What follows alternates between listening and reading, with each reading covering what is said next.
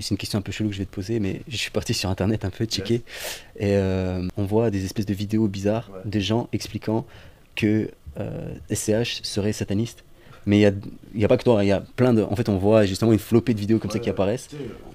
Je pense que c'est inévitable en vérité qu'arrivé à un certain stade, déjà dès lors que les artistes sont signés, il y a une certaine élite d'auditeurs de mordus de rap qui considèrent que dès lors que l'artiste a signé, c'est de la merde, ou c'est un Illuminati, ou c'est un putain de sataniste.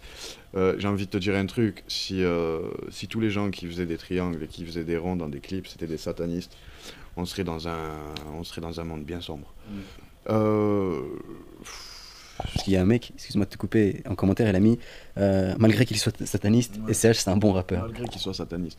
C'est ouf, c'est ouf, t'as vu. Et encore une fois, ce que j'ai à dire par rapport à ça, c'est que ces gens qui disent ça de moi, que je suis un sataniste, c'est eux les satanistes. En vrai de vrai, c'est eux les satanistes. Parce que quand je sais pas, tu as vu, après j'aime pas trop rentrer dans ce genre de débat parce que ça prête à rentrer dans d'autres encore débats. Mais pour ces gens qui prônent un Dieu et qui savent ce que c'est la médisance dans la religion et qui se permettent de parler sur moi en disant ouvertement que je suis un sataniste, ils devraient savoir à quoi ils s'attendent. Le jour où ils vont devoir rendre des vrais comptes. Après, si vous voulez parler, moi ça m'allège, en vérité. Plus tu parles de WAM en mal, plus ça m'allègera le jour où moi je devrais en rendre des comptes. Tu vois ce que je veux dire? Ça fait, allez-y. Elle est sataniste, dans le rap, il n'y en a pas. T'as vu? C'est une image qui se cultive pour créer un mythe ou une légende. Mais au-delà de ça, c'est faux. Wesh, on se promène pas avec des ailes de poulet dans les poches, ou je fais pas des pentagrammes le soir dans ma douche. T'as pas de marabout, quoi. J'ai pas de marabout. J'ai ce truc en moi qui est SCH, t'as vu? C'est pas un genou, tu vois ce que je veux dire? C'est pour répondre à ces gens-là. SCH, c'est la partie sombre de moi. D'accord. Et justement, avec ces histoires-là, j'ai l'impression aussi que les jeunes n'ont pas les clés de lecture pour comprendre une réalité. La jeunesse, est-ce qu'il n'est pas en train de ne plus comprendre ce monde, entre guillemets, et de partir en vrille? Tu sais, on est dans un monde évasif, volatile, qui a aucune stabilité. Les gens en France, et même ici, les gens ils croient plus en rien, en vérité. Ils se sont fait berner par l'État, ils se font berner tous les jours au travail, ils se font berner à la télé, ils se font berner à la radio. Et les gens ne croient plus en rien.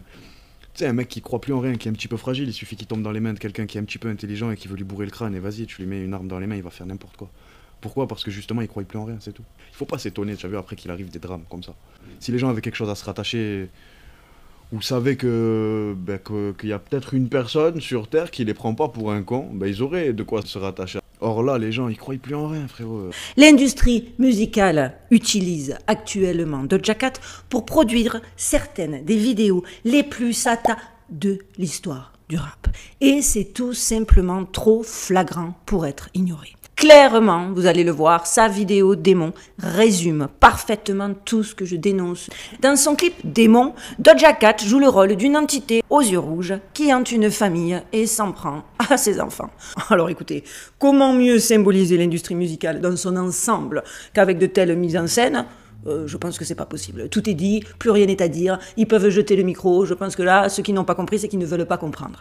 Et même les arguments du style, c'est de la performance artistique basée sur de la provocation, pour qu'on en parle, et regarde, ça marche, t'en as parlé, d'autres youtubeurs en ont parlé, ça a fait le buzz. Non, il faut être soit naïf, soit avoir une méconnaissance totale sur tout type de symbolique. Doja n'a pas rejoint les maîtres des manigances. Elle est une esclave de l'industrie utilisée par les maîtres des manigances, parce que le distinguo est important. Mais en plus, les messages sont de plus en plus explicites. Faisons une rapide rétrospective sur la descente aux enfers. Et alors, je ne pouvais pas utiliser une formule plus appropriée de cette artiste. Cette pauvre fille s'est laissée littéralement transformer en démon dans ses vidéos musicales afin d'être sous les feux de la rampe pendant un certain temps. Jusqu'à ce que les projecteurs la brûlent. Parce que, qu'on soit clair, c'est ce qui va arriver, c'est ce qui leur arrive à tous.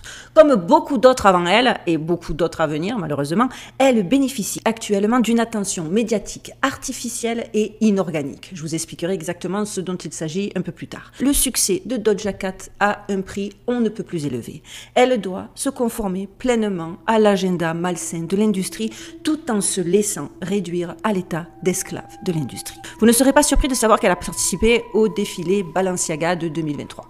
Rappelez-vous, la campagne publicitaire dégoûtante, clairement destinée aux amoureux des enfants et qui a fait le buzz. Lors de ce défilé, Dodja avait les cheveux rasés et décolorés, ce qui est une façon classique d'identifier les esclaves du MK, contrôle mental. Les images encore parlent d'elles-mêmes, avec son énorme œil qui voit tout à l'arrière de sa tête. Le message est clair, encore une fois, elle nous dit « Je suis une esclave de l'industrie qui voit tout, qui sait tout et qui vous regarde me regarder ». Une main démoniaque saisit Dodja en plein sur l'œil et elle devient immédiatement comme possédée. Le message encore, l'industrie démoniaque a transformé Dodja en esclave possédé qui ne se contrôle plus, qui n'est plus libre de ses actes. De plus, son maquillage était délibérément conçu pour donner l'impression qu'elle avait un œil au beurre noir et une lèvre meurtrie, une référence à l'abus subi par les esclaves de l'industrie. En plus, certaines de ses accointances dans le domaine privé ont commencé à faire jaser, parce que oui, Doja Cat s'est mis à flirter avec un suprématiste blanc, mais en vérité, il faut bien comprendre que c'est les idoles de génération, qu'il y a des gamines qui se comparent à elle, qui se retrouvent en elle, qui cherchent à lui ressembler, qui suivent leur idole sur les réseaux sociaux. Abonnés, pas abonnés, au final, ils s'en foutent, l'important c'est le message. Lors de sa fête d'anniversaire pour ses 27 ans, la symbolique était on ne peut plus flagrante. Son gâteau d'anniversaire arborait des symboles maçonniques tels que l'équerre et le compas et l'œil qui voit à l'intérieur d'un triangle. Encore une fois, seuls ceux qui ont une méconnaissance totale et seuls ceux qui ne veulent pas voir peuvent se dire que pas du tout, qu'il s'agit d'une mise en scène artistique. À partir du moment où toute l'industrie musicale s'amuse à répéter ces symboliques, c'est clairement pour faire passer un message. Regardez, la vidéo est si explicite que même les médias grand public doivent reconnaître sa nature diabolique. Cependant, même confrontés à une vidéo aussi ouvertement satanique, les médias tentent de rationaliser les images en expliquant qu'elle est une rebelle ou quelque chose du genre. Alors il faudrait peut-être leur expliquer que cette vidéo et toutes les vidéos de ce genre sont l'exact opposé de la rébellion. Au contraire, elles parlent d'asservissement. La chanson parle de sacrifier son âme pour être dans les bonnes grâces de l'industrie. Donc il faut savoir justement que l'expression peindre la ville en rouge signifie ici la couleur de l'initiation et du sacrifice. La scène suivante confirme clairement ce fait. Dodja se tient avec la faucheuse. Donc la faucheuse, c'est la personnification de la mort pour ceux qui l'ignoreraient, alors qu'elle est entièrement vêtue de rouge. La couleur du sacrifice, on le sait. Le fait que Dodja se tienne avec la faucheuse est une référence au sacrifice humain. C'est aussi une référence à la mort métaphorique de l'initié au culte. À un moment donné, Dodja, trempée de sang, apparaît sur la faux de la faucheuse pendant qu'elle rappe. Tu ne peux emmener cette sale nulle part. Donc clairement, Dodja, trempée de sang, fait référence au sacrifice et à la mort de son ancienne personnalité. Ensuite, on peut la voir aussi prendre un bain.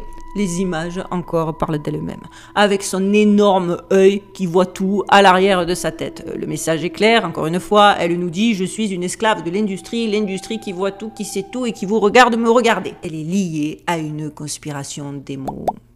Ses yeux réalisent le signe de l'œil unique. Ça, c'est incontournable. Dodja pousse ce signe à un tout autre niveau. Elle arrache le globe oculaire de son crâne et le place sur une table. Toute la vidéo tournera autour de cet œil. Dès le départ, nous sommes en plein territoire de l'élite occulte. Dès l'arrachage de l'œil, une série d'événements diaboliques se succèdent à un rythme effréné. Dodja chevauche une figure diabolique, tandis que des globes oculaires pendent en arrière-plan. Là, les amis, c'est farandole de symbolique, de subli effrayant. Tout y est. Embryon avec un petit bébé démoniaque à l'intérieur, tout un tas de références au sacrifice de sang et au cannibale. Les fans, cette fois, ont flippé. Tout cela est bien sûr planifié.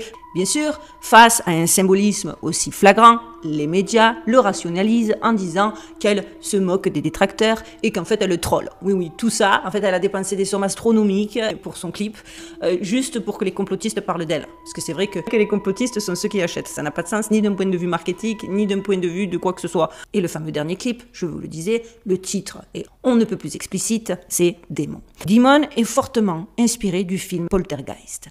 Ce film est dérangeant à plus d'un titre. Alors pour ceux qui l'ignoreraient, quand on creuse, on se rend compte qu'au-delà du film sur les esprits frappeurs, le vrai postulat de départ de Poltergeist est que les gens de télé s'attaquent à des enfants et les enlèvent. Rappelez-vous, la petite fille, elle est systématiquement en train de parler à la télévision avec le bruit blanc là. Et le pire de l'histoire, c'est que la jeune star du film, Heather O'Rourke, est morte tragiquement à l'âge de 12 ans. Et le plus horrible, c'est que si officiellement elle est décédée d'une obstruction intestinale à 12 ans, en plein milieu de la nuit, sans plus d'informations que ça, la rumeur qui courait à l'époque dans les couloirs d'Hollywood est qu'elle serait morte après avoir été abusée par des crapules hollywoodiennes. Je répète, elle avait 12 ans. Alors dès le début du clip, à l'intérieur de la maison, nous voyons justement des parasites de télévision comme dans Poltergeist. Outre le fait qu'il s'agit d'une référence directe au film, nous comprenons que l'activité des mots dont nous allons être témoins passe par des écrans. Il s'agit bel et bien d'une référence aux médias de masse. Et vous remarquerez que c'est de plus en plus flagrant dans de plus en plus de shows. Je vous l'avais expliqué lors du show de Beyoncé, dans son tour La Renaissance. À un moment donné, je vous ai débunké la symbolique, il y a une vidéo, je vous mets le lien dans la barre de description. À un moment donné, carrément dans son show, elle le fait apparaître sur ses écrans géants. Qui contrôle les médias, contrôle le monde. Et après, un peu plus tard, il y a les mots contrôle mental. Et on les voit plusieurs fois. Je pense que voilà. En plus, dans Poltergeist, la petite fille est enlevée par des entités démons qui communiquent, comme je vous le disais, avec elle par l'intermédiaire d'un écran de télévision. Elle les appelle les gens de la télé. Je ne vois pas de meilleure façon de symboliser l'industrie du divertissement qui s'en prend aux enfants. On ne peut pas, ça ne peut pas être plus explicite. Tout démarre, donc dans le clip de Doja Cat, de la même façon avec un enfant innocent en train de dormir. Et c'est à lui, justement, que les paroles s'adressent. On le sait, ces gens aiment impliquer les enfants dans leurs projets sombres et dépravés. La caméra passe de l'enfant à une peinture hautement symbolique. Le cauchemar de Henri Fuseli de 1781. Cette peinture représente une femme profondément endormie, les bras jetés sous elle, avec un incube démoniaque et simiesque accroupi sur sa poitrine. Un incube est un esprit démoniaque masculin qui hante les femmes pendant leur sommeil et qui a des rapports sexuels avec elles. La peinture évoque le concept de paralysie du sommeil. Dans le contexte du clip, Doja est bel et bien le démon accroupi. Là encore, une image qui en dit long, parce qu'il y a un gros plan sur le signe de la main du diable, plus le bracelet serpent. Tout ça veut clairement dire que nous sommes face à un pion du diable. Le démon Doja hante Christina Ricci alors qu'elle semble paralysée par le sommeil. Comme vous pouvez le voir, Doja Cat est un démon. Ensuite, Christina Ricci prend une caméra et tente de filmer ce qui se passe dans son grenier. Et là, elle monte dans son grenier et elle tombe nez à nez avec Doja dans le noir, entourée de chèvres. Bah oui, on sait tous à quoi font référence les chèvres, du pur matériel d'esclaves de l'industrie. Ce qui nie, encore une fois, pour moi, c'est des vendus au système. Ils ne peuvent pas, il peut pas en être autrement. La quasi-totalité, et depuis des années, de l'industrie musicale nous en parle et essaie de nous faire gober qu'il vaut mieux être un diable qu'un ange. Doja tape des paroles sur une machine à écrire. Je vous traduis. Je suis une marionnette, je suis un mouton, je suis une vache à lait. Je suis la chienne qui grandit le plus vite sur toutes vos applications maintenant. Je n'ai pas d'autre choix que d'aller à la rencontre des autres. Non mais rendez-vous compte. C'est-à-dire que la meuf, elle se qualifie elle-même de marionnette, de mouton et de vache à lait. Bon, au moins elle est lucide, on peut lui accorder ça. Mais le problème, c'est que ces paroles sont chantées à tue-tête, sont répétées par des gamins qui n'ont pas vraiment conscience de ce que ça signifie. Et c'est pour ça que je pense qu'il faut quand même sensibiliser les gens. Elle porte, Doja Cat, même fièrement une chemise sur laquelle on peut lire « Cash Cow », vache à lait. C'est le genre de chemise proxénète très irrespectueux mettrait sur l'une de ses prostituées, que ce soit clair. La chienne qui croît le plus rapidement sur toutes les applications. Alors c'est vrai qu'à l'ère des algorithmes, ces plantes industrielles sont artificiellement mises en avant dans les applications. La viralité est contrôlée, c'est leur récompense pour avoir vendu leur âme. TikTok et Instagram les aiment. Parce que ce soit clair, de nos jours, les artistes n'ont même plus besoin de plaire aux fans. On n'en est même plus là. Elles doivent plaire à l'industrie. Et si vous êtes l'élu, l'industrie générera l'attention artificielle des médias dont vous aurez besoin pour être célèbre. Vous l'aurez compris, le film Poltergeist symbolise parfaitement la prédation de l'industrie cinématographique sur les enfants. Et la vidéo Demon symbolise parfaitement la prédation de l'industrie musicale sur les enfants. Par le biais des écrans, les forces démons de l'industrie sont invitées dans nos maisons et dans l'esprit d'enfants impressionnables. Demon n'est pas l'expression de Doja Cat en tant qu'artiste. C'est Doja Cat qui est utilisée pour faire avancer un programme qui se poursuivra quel que soit l'artiste choisi du moment. Lorsque les gens en auront assez d'elle, l'industrie choisira simplement une autre marionnette un autre mouton, une autre vache à lait. Alors vous savez, si vous êtes un petit peu curieux, si vous êtes déjà renseigné ou si vous avez déjà vu le poteau rose, à la base, ils ont créé le système de monnaie pour un contrôle de la population. Donc jusqu'à présent, c'était comme ça qui nous asservissait, puisque clairement, aujourd'hui, les gens ne courent que pour l'argent, on travaille pour l'argent, il y a toujours des trucs à payer pour éviter qu'on se génère suffisamment d'argent pour pouvoir faire autre chose ou se consacrer à des trucs bien plus enrichissants que de payer ses factures.